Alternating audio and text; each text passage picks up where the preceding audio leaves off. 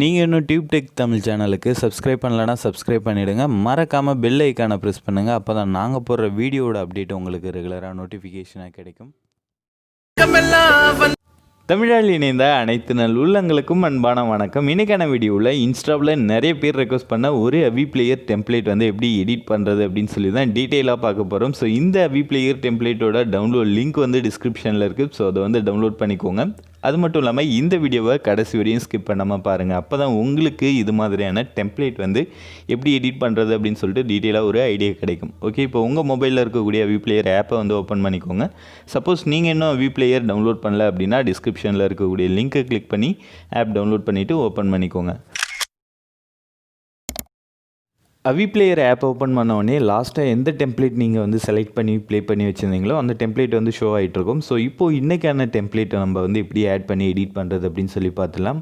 So அதுக்கு என்ன பண்ணோம் அப்படின்னு பார்த்தீங்கன்னா, மேலே இருக்கக்கூடிய அந்த குட்டி குட்டி பாக்ஸ் ஐக்கான் இருக்க பாருங்கள். ஸோ அதை வந்து கிளிக் பண்ணிக்கோங்க. ஸோ அதை நீங்கள் வந்து கிளிக் பண்ண உடனே உங்களுக்கு ஆல்ரெடி இருக்கக்கூடிய எல்லா டெம்ப்ளேட்டும் வந்து ஷோ ஆகும். ஸோ லாஸ்ட்டாக வந்தீங்க அப்படின்னா லோடு ஃப்ரம் ஃபைல் அப்படின்ற குட்டி ஏரோ மார்க் இருக்கும். ஸோ அதை வந்து கிளிக் பண்ணிவிட்டு நீங்கள் எந்த ஃபோல்டரில் டெம்ப்ளேட் ஃபைல் வந்து டவுன்லோட் பண்ணி வச்சுருக்கீங்களோ அந்த ஃபோல்டர் போய்ட்டு டவுன்லோட் பண்ண டெம்ப்ளேட் ஃபைலை வந்து செலக்ட் பண்ணிக்கோங்க. ஸோ நானும் சேம் டெம்ப்ளேட்டை வந்து செலக்ட் பண்ணிக்கிறேன். ஸோ டெம்ப்ளேட்டோட நேம் பார்த்திங்க அப்படின்னா 175 டியூப் டெக் தமிழ் அப்படின்னு சொல்லிட்டு இருக்கும். ஸோ அதான் டெம்ப்ளேட் ஃபைல். நீங்கள் நிறைய பேர் என்ன பண்ணுறீங்க அப்படின்னா இமேஜை வந்து செலக்ட் பண்ணிட்டோ இல்லை ஜிப் ஃபைலாக கொடுக்கக்கூடிய அந்த ஃபைலை வந்து செலக்ட் பண்ணிட்டோ உங்களுக்கு வந்து டெம்ப்ளேட் ஒர்க் ஆகலை அப்படின்ற மாதிரி கமெண்ட் சொல்கிறீங்க.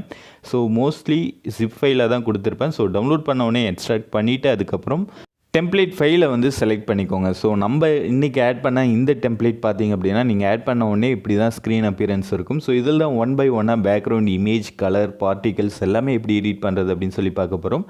மேலே இருக்கக்கூடிய பென்சில் ஐக்கானை வந்து கிளிக் பண்ணிக்கோங்க. காமனாக நீங்கள் வந்து ஒரு டெம்ப்ளேட் ஆட் பண்ணிங்க அப்படின்னா அது ஃபஸ்ட்டுலேயே பேக்ரவுண்ட் இமேஜ் வந்து கொடுத்துருப்பாங்க.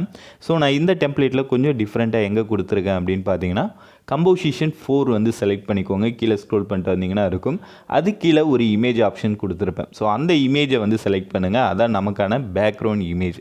ஸோ அந்த இமேஜை செலக்ட் பண்ணதுக்கப்புறம் அதில் என்ன பண்ணோம் அப்படின்னு பார்த்தீங்கன்னா ஜென்ரல் கீழே ஒரு இமேஜ் ஆப்ஷன் இருக்கும். அதை வந்து கிளிக் பண்ணிக்கோங்க.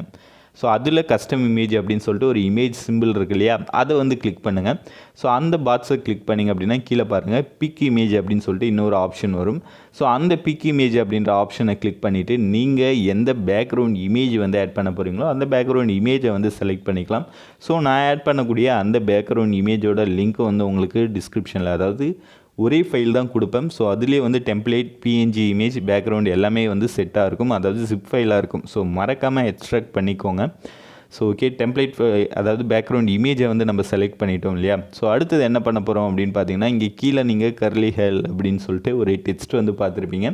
அது வந்து எப்படி ஆட் பண்ணுறது அப்படின்னு சொல்லி பார்த்துலாம். பென்சில் ஐக்கான அகைன் கிளிக் பண்ணிவிட்டு கம்போசிஷன் 1ல் பார்த்திங்க அப்படின்னா பாரு கீழே டியூப் டெக் தமிழ் அப்படின்னு சொல்லிட்டு ஒரு இமேஜ் இருக்கும். ஸோ அந்த இமேஜை வந்து செலக்ட் பண்ணுங்கள். ஸோ அதை வந்து செலக்ட் பண்ணிவிட்டு ஜென்ரல் கீழே இருக்கக்கூடிய இமேஜ் ஆப்ஷன், அதில் சேம் இமேஜ் ஆப்ஷன், அதுக்கப்புறம் கீழே இருக்கக்கூடிய பிக் இமேஜ் அப்படின்ற ஆப்ஷனை கிளிக் பண்ணிவிட்டு நீங்கள் எந்த பிஎன்ஜி டெக்ஸ்ட் வந்து ஆட் பண்ண போகிறீங்களோ அதை வந்து ஆட் பண்ணிக்கலாம். ஸோ நான் கர்லி ஹேர் அப்படின்னு சொல்லிட்டு அந்த பேக்ரவுண்ட் இமேஜுக்கு தகுந்த மாதிரி நான் வந்து கொடுத்துருக்கேன். உங்களுக்கு என்ன பிஎன்ஜி டெக்ஸ்ட் வந்து பிடிக்குமோ அந்த மாதிரி கூட நீங்கள் ஆட் பண்ணி இந்த டெம்ப்ளேட்டில் யூஸ் பண்ணிக்கலாம்.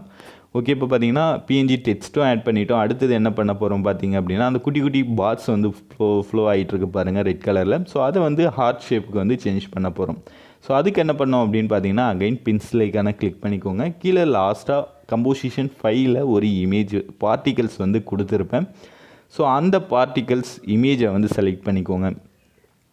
ஸோ அதை செலக்ட் பண்ணதுக்கப்புறம் அப்பியரன்ஸ் அப்படின்ற ஆப்ஷனை வந்து ஓப்பன் பண்ணுங்கள். அதில் பார்த்தீங்கன்னா கஸ்டம் இமேஜ் ஆப்ஷன் இருக்கும். ஸோ சேம் தான் எப்படி பேக்ரவுண்ட் இமேஜ் ஆட் பண்ணமோ அதே மாதிரி பிக் இமேஜ் அப்படின்ற ஆப்ஷன் கொடுத்து உங்களோட கேலரியில், அதாவது டெம்ப்ளேட் ஃபைலில் நான் வந்து கொடுத்துருக்கக்கூடிய அந்த ஹார்ட் ஷேப்பை வந்து செலக்ட் பண்ணிக்கோங்க. ஸோ அது செலக்ட் பண்ணோம் அப்படின்னா அந்த குட்டி குட்டி பாட்ஸ் போயிட்டு குட்டி குட்டி ஹார்ட் பார்ட்டிகள் வந்து ஃப்ளோ ஆக ஆரம்பிச்சிடும். ஓகே, இப்போது பார்த்தீங்கன்னா பார்ட்டிகல்ஸும் வந்து செட் பண்ணியாச்சு, பிஎன்ஜி டெக்ஸ்ட்டும் வந்து செலக்ட் பண்ணியாச்சு. அடுத்ததாக உங்களோட லோகோ வந்து எப்படி ஆட் பண்ணுறது அப்படின்னு சொல்லி பார்த்துடலாம். அதுக்கான இமேஜ் எங்கே இருக்குது அப்படின்னு பார்த்தீங்கன்னா கம்போசிஷன் 1க்கு மேலே இருக்கக்கூடிய இமேஜை செலக்ட் பண்ணிவிட்டு same method custom image big image அப்படின்ற ஆப்ஷன் போய்ட்டு நீங்கள் என்ன லோகோ வந்து ஆட் பண்ண போகிறீங்களோ அந்த லோகோவை வந்து ஆட் பண்ணிக்கலாம். ஸோ நான் என்னோடய லோகோவை நான் வந்து செலக்ட் பண்ணிக்கிறேன். ஓகே, இப்போ பார்த்தீங்க அப்படின்னா நான் என்னோடய லோகோ வந்து செலக்ட் பண்ணிட்டேன். ஸோ செலக்ட் பண்ணதுக்கப்புறம் அந்த லோகோ எங்கே இருக்கும் அப்படின்னு பார்த்தீங்கன்னா டாப் ரைட் கார்னரில் இருக்கும். ஸோ நீங்கள் இதில் எந்த ஒரு இமேஜோ இல்லை டெக்ஸ்ட்டோட பொசிஷனோ வந்து சேஞ்ச் பண்ண தேவையில்ல. எல்லாமே கரெக்டாக நான் வந்து செட் பண்ணி கொடுத்துருக்கேன். ஜஸ்ட் நீங்கள் ஆட் பண்ணிவிட்டு எக்ஸ்போர்ட் பண்ணால் போதும். அகைன் பென்சில் ஐக்கானை கிளிக் பண்ணிவிட்டு கம்போசிஷன் 1க்கு மேலே இன்னொரு இமேஜ் வந்து கொடுத்துருப்பேன். ஸோ அந்த இமேஜை வந்து செலக்ட் பண்ணிக்கோங்க. அந்த இமேஜ் எதுக்காக அப்படின்னு பார்த்தீங்கன்னா பார்டர் இமேஜ். ஸோ அதுவுமே வந்து டிஸ்கிரிப்ஷனில் இருக்கும். ஸோ 1 by 1 நீங்கள் வந்து நான் சொன்ன மெத்தடில் ஆட் பண்ணிக்கோங்க. இப்போ பார்த்தீங்கன்னா பார்டர் இமேஜும் ஆட் பண்ணியாச்சு, பிஎன்ஜி டெக்ஸ்ட்டு எல்லாமே செட் பண்ணியாச்சு. அடுத்தது என்ன பார்க்க போகிறோம் அப்படின்னு பார்த்தீங்கன்னா இந்த பார்ட்டிகல்ஸோட கலரை வந்து எப்படி சேஞ்ச் பண்ணுறது. நான் வந்து உங்களுக்கு ரெட் கலர் கொடுத்துருப்பேன் டிஃபால்ட்டாக. அந்த கலரை உங்களுக்கு பிடிச்ச கலரை எப்படி சேஞ்ச் பண்ணுறது அப்படின்னு சொல்லி தான் பார்க்க போகிறோம். ஸோ இன்னும் ஒரு சிலருக்கு இருக்கக்கூடிய டவுட் என்ன அப்படின்னு பார்த்தீங்கன்னா, நீங்கள் ஒரு டெம்ப்ளேட் கொடுக்குறீங்கன்னா அதில் என்ன பேக்ரவுண்ட் இமேஜ் யூஸ் பண்ணியிருக்கீங்களோ அதே இமேஜை தான் நாங்கள் வந்து யூஸ் பண்ண முடியுமா, வேறு வந்து யூஸ் பண்ண முடியாது அப்படின்ற மாதிரிலாம் கேட்டிருந்தீங்க. ஸோ நீங்கள் டெம்ப்ளேட்டில் இந்த இமேஜ் மட்டும் இல்லாமல் எந்த இமேஜாக இருந்தாலும் சரி அதை நீங்கள் வந்து யூஸ் பண்ணிக்கலாம். பட் அதை வந்து நீங்கள் கரெக்டான சைஸ் கொடுத்து எக்ஸ்போர்ட் பண்ணிங்க அப்படின்னா தான் நீங்கள் யூஸ் பண்ணக்கூடிய இமேஜ் வந்து கரெக்டாக எக்ஸ்போர்ட் ஆகும். ஸோ நான் இப்போ இந்த இமேஜ் பார்த்திங்க அப்படின்னா 4:5 ரேஷியோவில் ஆட் பண்ணியிருப்பேன். ஸோ அதுக்கு தகுந்த மாதிரி நான் வந்து டெம்ப்ளேட்டை கஸ்டமைஸ் பண்ணியிருப்பேன். அவ்வளோதான் டிஃப்ரென்ஸே தவிர வேறு எதுவும் இல்லை. ஓகே, இப்போ இதில் இருக்கக்கூடிய கலர்ஸை வந்து எப்படி சேஞ்ச் பண்ணுறது அப்படின்னு சொல்லி பார்த்துலாம். ஃபஸ்ட்டு நீங்கள் அந்த பபுளோட கலர், அதாவது பபுள் பார்ட்டிகல்ஸோட கலர் சேஞ்ச் பண்ணோம் அப்படின்னு பார்த்தீங்கன்னா கம்போசிஷன் 1க்கு மேலே ஒரு பார்ட்டிகல்ஸ் கொடுத்துருப்பேன். அதை வந்து செலக்ட் பண்ணி ஓப்பன் பண்ணிக்கோங்க. அதில் ஓவரால் அப்படின்ற ஆப்ஷன் போனீங்கன்னா கலர் அப்படின்ட்டு ப்ளூ கலர் வந்து செலக்ட் பண்ணியிருப்பேன். ஸோ நீங்கள் என்ன கலர் சேஞ்ச் பண்ணணும்னு நினைக்கிறீங்களோ அந்த கலர் ஆப்ஷனை செலக்ட் பண்ணிவிட்டு உங்களுக்கு பிடிச்ச கலர் நீங்கள் வந்து சேஞ்ச் பண்ணிக்கலாம்.